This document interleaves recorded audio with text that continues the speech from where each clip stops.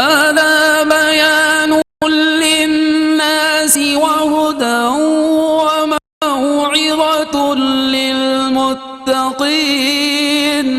یہ قرآن لوگوں کے لیے واضح بیان ہے اور ہدایت ہے اور پرہیزگاروں کے لیے نصیحت ہے۔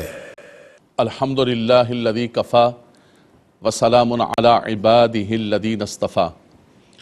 اعوذ باللہ من الشیطان الرجیم، بسم اللہ الرحمن الرحیم۔ والشمس وضحاها والقمر اذا تلاها والنہار اذا جلاها واللیل اذا یغشاها والسماء وما بناها والارض وما طحاها ونفس وما سواها فألهمها فجورها وتقواها قد افلح من زکاها وقد خاب من دساها۔ صدق اللہ مولانا العظیم۔ سبحانک لا علم لنا الا ما علمتنا انک انت العلیم الحکیم۔ اللہم رب اشرح لی صدری ویسر لی امری واحلل عقدۃ من لسانی یفقہوا قولی۔ اللہم رب زدنی علما وعملا صالحا مقبولا۔ حمد و ثنا کے بعد قرآنی ہدایات، اللہ کے پاکیزہ کلام سے ہدایات لیتے ہوئے، رہنمائی لیتے ہوئے، اور قرآن ذیشان کے آخری پارے کی جو صورتیں چھوٹی چھوٹی جن کو ہم عمومی طور پر یاد کرتے ہیں، جن کو نمازوں کے اندر پڑھتے ہیں، اور ہم بچوں کو پہلے یاد کراتے ہیں تو آخری پارے کا خاص طور پر آخری آدھا یاد کراتے ہیں کہ یہ چھوٹی صورتیں یاد کرنا بچوں کے لیے آسان ہوتی ہیں۔ لیکن حضرات گرامی، یہ بھی ہماری ذمہ داری ہے کہ جہاں ہم قرآن کو عربی لہجے کے اندر پڑھیں، جہاں ہم قرآن کا حفظ کریں، قرآن کو یاد کریں، وہیں پر اللہ کے پاکیزہ کلام کو سمجھنے کی کوشش کریں کہ رب تبارک و تعالیٰ اپنے اس پاکیزہ کلام میں ہمیں ہدایات کیا عطا فرما رہا۔ یہی مقصد ہے اس پروگرام کا، اور ARYQ TV نے یہی سلسلہ شروع کیا کہ مسلمانوں کے گھروں تک قرآنی ہدایات پہنچے، مسلمانوں کے ڈرائنگ رومز اور بیڈ رومز تک یہ پیغام پہنچے کہ جو اللہ نے اپنے حبیب علیہ السلام کے قلب انور پر اس کتاب لا ریب فیہ کو، اس صحیفہ رحمت کو نازل فرمایا ہے۔ سورہ الشمس قرآن مجید فرقان حمید کی مبارک صورت ہے، اور یہ مکی صورت ہے۔ اس صورت کے آغاز میں رب تبارک و تعالیٰ نے 7 چیزوں کی قسموں کو یاد فرمایا ہے۔ رب تبارک و تعالیٰ جب کسی چیز کی قسم کو یاد فرماتا ہے، ایک تو وہ چیز بڑی اہمیت کی حامل ہو جاتی ہے رب تبارک و تعالیٰ کے قسم یاد کرنے کی وجہ سے۔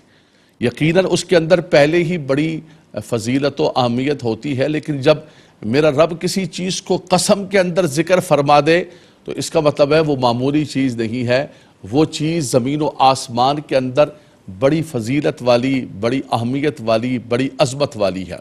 ہم دیکھتے ہیں رب تبارک و تعالیٰ کے اس سارے نظام حیات کو کہ رب تبارک و تعالیٰ نے آسمان کو پیدا کیا، رب تبارک و تعالیٰ نے زمین کو بچھونا بنایا، رب تبارک و تعالیٰ نے آسمان کو چھت کی طرح بنایا، اور یہ آسمان، یہ زمین، یہ شمس، یہ قمر، یہ چاند، یہ سورج، بلکہ یہ دن اور یہ رات، یہ اللہ تبارک و تعالیٰ کی ساری نعمتیں ہیں۔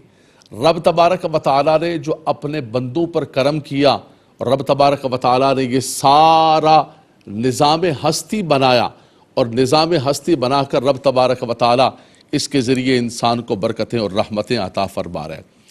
آئیے سورہ شمس کی ابتدائی آیات طیبات کی طرف چلتے ہیں، متوجہ ہوں اللہ کے پاکیزہ کلام کی طرف۔ رب تعالیٰ فرماتا ہے وَالشَّمْسِ وَضُحَاهَا وَالْقَمَرِ إِذَا تَلَاهَا وَالنَّهَارِ إِذَا جَلَّاهَا۔ فرمایا کہ سورج کی قسم ہے، فرمایا کہ جب وہ روشنی دے اور روشنی پھیلائے اور بہت زیادہ روشن ہو جائے۔ وقت دحا جو ہے، پوری صورت ہے سورہ الضحا، والضحا واللیل اذا سجا، اس میں بھی رب تبارک و تعالیٰ نے وقت چاش کی قسم کو یاد فرمایا۔ یعنی سورج نکلتا ہے، اور سورج نکل کر جس وقت بلند ہوتا ہے اور سارا زمانہ روشن ہو جاتا ہے، منور ہو جاتا ہے، تو رب تبارک و تعالیٰ نے اس وقت کو خاص طور پر کہ سورج کا ہونا سورج کا وجود اللہ کی نعمت ہے، اور پھر جب سورج جو ہے خوب اپنی روشنی کو پھیلائے اور سارے جہان کو، ساری دنیا کو منور کرے اور روشن کرے، فرمایا اس کی قسم ہے۔ اس صورت میں سب سے پہلے رب تبارک و تعالیٰ نے جو قسم یاد فرمائی ہے وہ سورج کی قسم یاد فرمائی ہے۔ حضرات گرامی، سورج اللہ کی نعمتوں میں سے نعمت ہے۔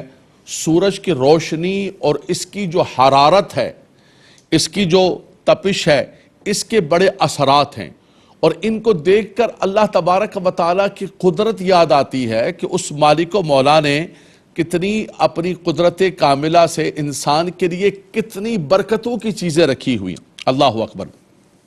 سورج میں اللہ تبارک و تعالیٰ کی قدرت کے کئی عجائبات موجود ہیں۔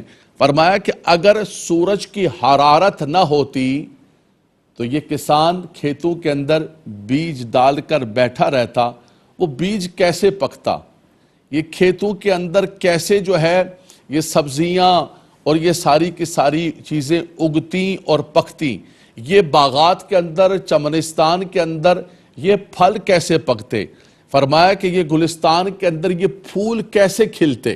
اللہ اکبر۔ فرمایا یہ سارے چمنستان، یہ لہلہاتے ہوئے کھیت، یہ پھل ثمرات، فرمایا اس کی برکت یہ ہے کہ رب تبارک و تعالیٰ نے سورج کی حرارت عطا فرمائی۔ جو سورج جو ہے کھیتوں میں سبزیاں، دانے پکتے ہیں، باغوں میں پھل تیار ہوتے ہیں اور پھول کھلتے ہیں، اور انسانوں اور حیوانوں کے لیے غذا تیار ہوتی ہے۔ فرمایا والشمس والضحاہا، سورج کی قسم ہے کہ جب وہ خوب روشن ہو جائے، اپنی روشنی جہان کے اندر پھیلاتا ہے، تو فرمایا اس کی برکت یہ ہوتی ہے کہ یہ ساری کی ساری چیزیں جو ہے وہ انسان کو میسر ہوتی ہیں۔ سورج کی حرارت سے یہ ساری چیزیں بنتی ہیں۔ لیکن حضرات گرامی، یہ بھی دیکھیں کہ رب تبارک و تعالیٰ نے زمین اور سورج کے درمیان ایک فاصلہ رکھا ہے۔ اگر یہ فاصلہ نہ ہوتا اور سورج بہت قریب ہوتا تو سورج کی حرارت کی وجہ سے، سورج کی تپش کی وجہ سے، گرمی کی وجہ سے یہ سب کھیت جل جاتے، یہ باغات جل جاتے، یہ پھول، یہ سب کچھ جل جاتے، بلکہ انسان و حیوان بھی جل جاتے، زندگی گزارنا مشکل ہو جاتا۔ اللہ اکبر۔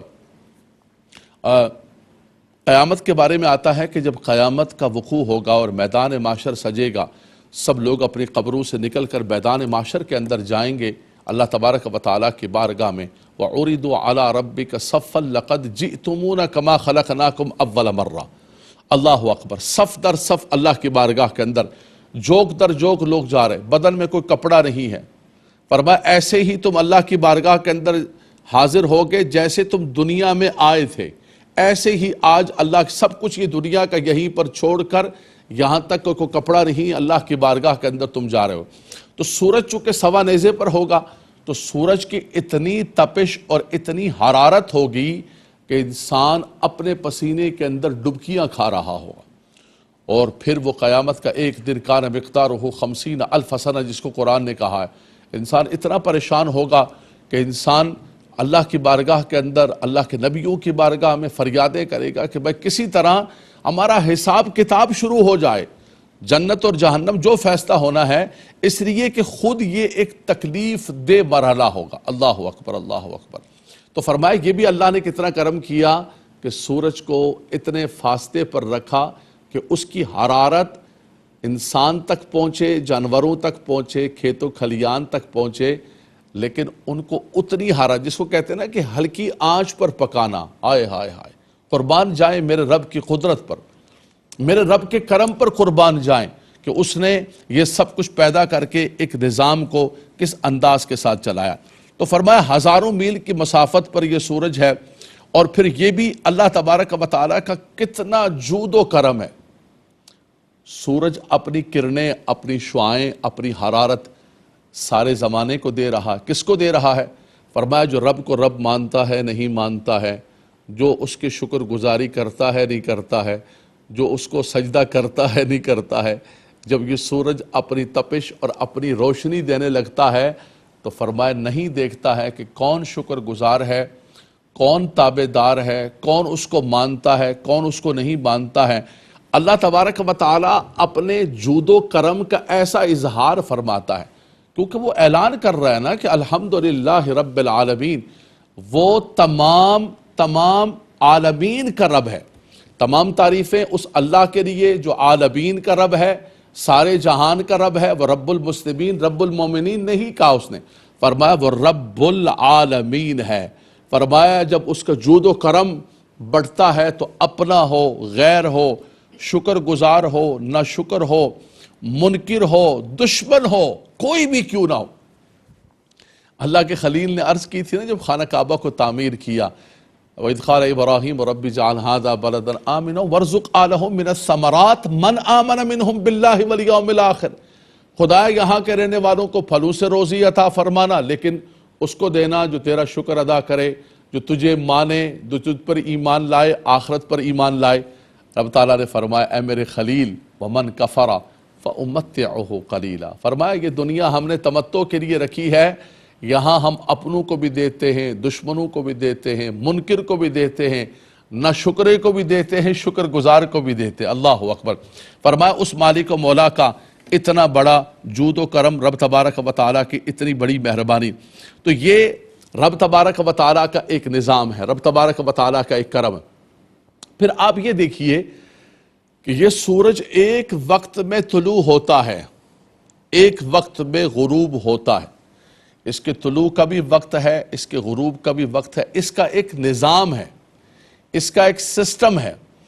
آپ دنیا کا کتنا بھی بڑا سسٹمیٹک نظام ہو، اس کی کتنی بھی کیئر کی جائے، کتنی بھی مینٹیننس کی جائے، کتنے بڑے بڑے انجینئر اس کے پیچھے بٹھا کر اور اس مشین کو بہت اچھے طریقے سے چیک کر کے آپ جو اس کو رن کریں گے تو کچھ نہ کچھ اچانک کوئی ٹیکنیکل پرابلم آ جاتی ہے، کوئی کلیپس ہو جاتا ہے سارا سسٹم۔ تو آخر کے اندر پوچھا جاتا ہے کہ بھائی کیا ہوا، چیک نہیں کیا تھا کیا، دیکھا نہیں تھا، ٹیسٹ نہیں کیا؟ بولا سب کچھ کیا تھا، پھر کیا ہوا؟ یار مشین ہے، کیا کر سکتے ہیں، انسان کی بنائی ہوئی مشین ہے، خرابی آ گئی، یہ ہو گیا، لیکن ایک نظام بنایا ہوا میرے رب کا ہے۔ ہائے ہائے ہائے، فرمایا رب تبارک و تعالیٰ کا نظام ہے، سورج ایک وقت میں طلوع ہوتا ہے، ایک وقت میں غروب ہوتا ہے، اس کا ایک ٹائم ہے، اس کا ایک سسٹم ہے۔ فرمایا کہ سورج نکل رہا ہے اور اس کے بعد سورج غروب ہوتا ہے تو وَالْقَمَرَ قَدَّرْنَاهُ مَنَازِلَ، فرمایا یہ چاند، یہ سورج، یہ سارے کا سارا ایک نظام چل رہا ہے۔ ایسا کبھی نہیں ہوا کہ بھائی سورج غروب ہی نہیں ہوا اور ادھر سے چاند ستارے نکل آئے، جی کبھی ایسا نہیں ہوا کہ چاند ستارے اسی طرح ہیں اور سورج نکل آیا، کوئی کسی کے مدار میں، کسی کے سسٹم میں، کسی کے نظام میں داخل ہو گیا۔